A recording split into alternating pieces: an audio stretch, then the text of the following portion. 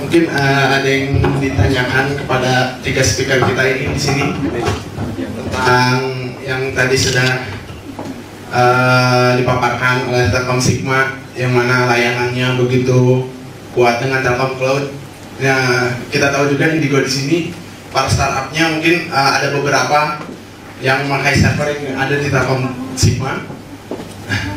Seperti itu. Mungkin ada yang ditanyakan? Ya, silakan, Mas. Saya mau tanya sama Mas Anjar dari Pointer tentang ini, Mas, apa server tadi cloud yang hybrid. Nah, itu gimana cara kita buatnya dan gimana cara, mungkin ada beberapa hal yang harus dipersiapkan kalau ingin membuat sebuah hybrid cloud tadi gitu, Mas. Ya, untuk hybrid pengalaman kita yang paling ekstrim, kita pernah itu web servernya itu di Singapura, database-nya di Indonesia. Itu paling ekstrim. Jadi memang sebenarnya kalau hybrid itu sistemnya itu dari luar kelihatan satu sistem. Jadi kalau walaupun dari dalam ternyata database-nya itu ada di Jakarta, terus web servernya ada di Surabaya, itu user nggak akan tahu posisi itu. Jadi kalau hybrid, kalau dari Pointer sendiri kita memang udah build satu cluster, satu cloud. Kita pakai jadi kalau usahakan dari teman-teman, mungkin kalau yang memilih platform untuk deploy sistem itu open source enterprise, jangan open source aja. Soalnya kalau open source itu kayak kasus pada Igniter, sekarang siapa yang ngurus? Nggak ada kan? Soalnya kan udah end of life, udah mati Code Igniter kan. Makanya kita, kalau bisa diusahakan teman-teman kalau pilih satu software open source itu open source enterprise. Jadi enterprise yang di open source kan. Soalnya ada support company di belakangnya. Teman-teman kalau sekarang pakai MySQL, mungkin pakainya MySQL Community. Kalau saya sendiri pakai Percona. Soalnya ada support enterprise di belakangnya.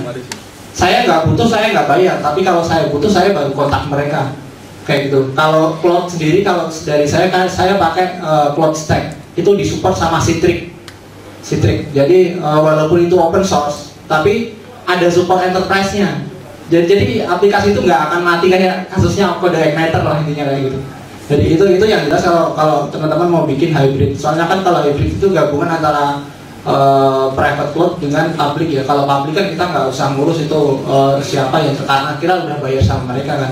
Tapi kalau yang private-nya itu kan kita harus deploy sendiri dan segala macam. Nah, saran saya kalau teman-teman mungkin berat untuk beli lisensi VMware, beli lisensi Hyper-VM dan segala macam dari Microsoft, pilih aplikasi open source tapi yang ada supportnya yang enterprise. Jadi saat kita butuh sesuatu yang support itu kita langsung bayar aja supportnya kayak gitu. Itu. Jadi kalau di Pointer sendiri ada satu waktu di mana yaitu tadi web server kita ada di Singapura, database kita di Indonesia. Itu karena waktu itu emang kita sedang testing satu aplikasi gitu dan server kita yang di Indonesia ini kayaknya lagi nggak cukup, terus kita deploy yang di Singapura walaupun database kita di Indonesia kayak gitu. Itu kalau dari user sih nggak tahu kalau ini ternyata ada di sini sama di sini, user nggak tahu. Cuma user tahunya cuma satu IP dari load balancer dari depan webnya aja kayak gitu. Nah yang jelas itu tadi sih, kalau kita mau bikin hybrid yang jelas private-nya kita harus kalau bisa sih open source enterprise itu. Soalnya biar ada supportnya dari belakangnya itu, walaupun open source tapi kita dijamin keamanannya gitu, bahwa itu tuh software-nya bakalan tetap jalan gitu. Itu aja sih, Mas. Gimana Mas? Jadi mungkin kita harus membeli open source enterprise. Jadi kata-kata itu ada yang menyokong dari belakang di open source seperti itu. Ya, ada lagi yang mau ditanyakan? Mungkin tentang Telkom Sigma memberikan layanan yang ini atau dari Pak Ikin? Ada lagi? Mas, saya ingin tahu di sini yang developer ini siapa aja ya? Acu? Tidak ada yang baru membuat beberapa produk yang membutuhkan cloud atau ingin tahu cloud seperti apa untuk langkah awal kita membuat cloud computing, itu bisa ditanyakan. Ada lagi?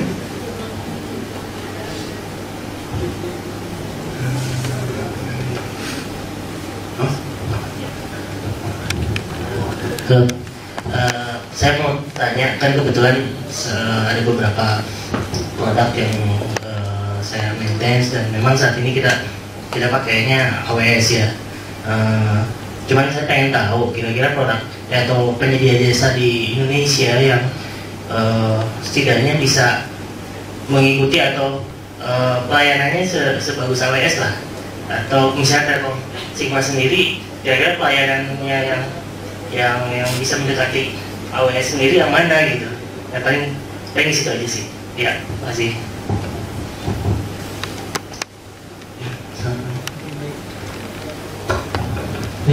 Jadi gini, memang seperti tadi bilang Pak Ikin bahwa AWS adalah rujukan untuk cloud di dunia gitu ya. Nah, awalnya kita dulu waktu awal Telkom membangun cloud, kita membangun cloud itu memang untuk publik. Nah, saat ini kita sedang buat ada satu platform sendiri yang mendekati AWS. Kita menamakan SME, Small Medium Enterprise. Jadi nanti metodenya itu hampir mirip lah. User bisa beli VM semudah seperti kita beli di AWS gitu ya. Nah, namun baru akan launching mungkin 1 bulan ke depan. Nanti teman-teman bisa lihat kita akan beri nama mycloud.telkom Sigma, kemungkinan seperti itu. Nah, tapi kembali bahwa ini adalah awal dari kita akan mengarah ke sana. Mungkin ada beberapa kekurangan gitu ya, tapi kita memberikan simplicity kayak seperti kemudahan untuk order, kemudian untuk reservasi, kemudian untuk develop itu sudah mendekati ke arah AWS. Nah, kalau untuk yang cloud yang sekarang ini itu lebih ke arah untuk enterprise ke atas. Kita ada juga yang disebut VPS, Virtual Private Service. Jadi yang tadi dibilang semi cloud itu ya, sebulan bayar sekian gitu. Nah, ada juga yang kita seperti yang tadi itu ada yang jam-jaman. Kita sih mengakomodir semua dari mulai level enterprise sampai level medium ke bawah. Tadi sih Mas. Oke, ada yang mau ditambahin? Nah, ada yang tanyain lagi? Silakan. Ya, terima kasih atas kesempatannya. Mungkin saya mau tanya sama semuanya juga sih, terutama Pak Ikin yang menjadi perwakilan AWS ya Pak ya. Yang saya tanyakan, kenapa banyak konten atau data center yang sudah besar di luar itu tidak membangun data centernya di Indonesia?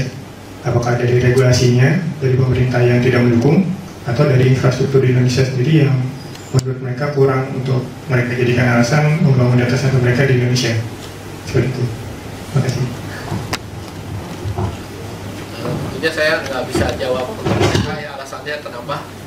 Cuman mungkin pastinya dari sisi bisnis mungkin ya belum justify untuk membuka data center di sini gitu kan. Karena masih banyak negara-negara yang lain juga yang dari sisi bisnis lebih menguntungkan bagi mereka, namun mereka juga belum buka data centernya gitu. Ya, jadi kalau menurut saya sih paling dari sisi bisnis aja sih. Sama mungkin infrastruktur juga yang ada pengaruh juga. Ya contoh paling simpel ya mungkin kayak Apple, Microsoft, kenapa belum ada R&D center di sini gitu kan? Ya pasti banyak faktor gitu ya. Mereka kenapa pilih di India gitu. Oke, lain ada tambahan? Nah, kalau saya lagi-lagi dari sisi teknikal sih, yang jelas paling susah bandwidth Indonesia tuh ahli impor bandwidth, ekspor kita astagfirullahaladzim pokoknya.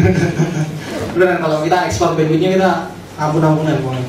Indonesia tuh paling gede yang jalur paling murah dan paling gede ke Singapura itu hanya satu lewat Napinfo. Itu satu link ke Singapura.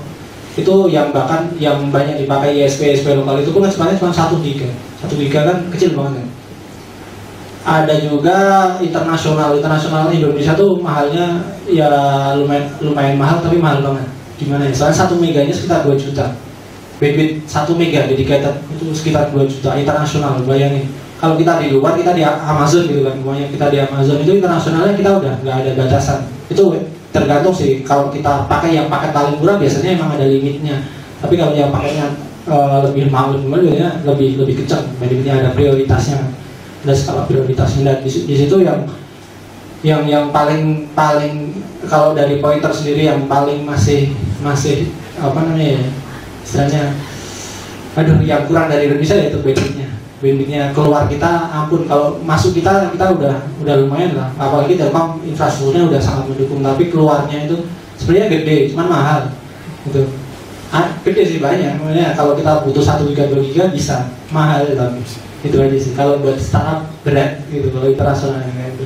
Apalagi kalau mungkin teman-teman kalau kayak Instagram itu, kalau data centernya di Indonesia dia nggak bakalan segede sekarang, soalnya bandwidth internasional keluarnya kecil banget kan. Mau buka aja, waduh udah nggak bisa. Bayangin aja kalau bandwidth kita 2 mega, orang US ngakses konten kita aja udah habis tuh. Bandwidth kita udah habis, padahal yang akses cuma 2 atau 3 orang dari luar negeri, udah habis bandwidth internasional kita. Nah itu ya, yang emang kayaknya sih susahnya di situ. Kecuali kalau emang kita ada investor yang sangat-sangat gede gitu, kita narik kabel sendiri via Pasifik gitu, wah biar keren. Itu nggak tahu tuh ada di program pemerintah berapa tahun, nggak tahu udah lama banget, cuman nggak ada tindak lanjutnya. Ya siapa tahu besok ada kayak gitu, siapa tahu Telkom lah. Baik, mungkin saya menambahkan sedikit. Kalau yang saya lihat tadi memang satu faktor bisnis juga gitu ya, di mana pangsa pasar mereka di Indonesia itu mereka akan melihat dulu itu seberapa besar. Yang kedua adalah bahwa ada regulasi juga dari pemerintah untuk penyedia bandwidth internasional itu sudah ditentukan, misalkan Indosat atau Telkom. Dan itu untuk bisa kita sebagai penyedia jalur internasional itu ada persyaratan yang lumayan berat gitu. Jadi kalau misalkan dari luar mereka mau pasang data center di Indonesia, mereka melihat dulu akses untuk keluarnya bandwidthnya itu siapa gitu kan. Satu. Yang kedua, seperti tadi Mas Anjar bilang bahwa memang Indonesia untuk masalah bandwidth itu terbilang mahal lah, benar-benar mahal.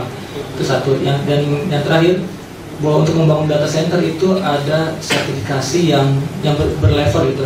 Telkom Sigma saat ini kita punya data center untuk sudah tier 3, dan artian untuk data center di Indonesia kita yang terbaik karena kita sudah punya sertifikasi sampai tier 3. Nah, mereka penyedia seperti itu, mereka akan melihat di Indonesia ini siapa aja sih yang sudah data center sudah sampai level tier 3 atau apa, itu masih sedikit.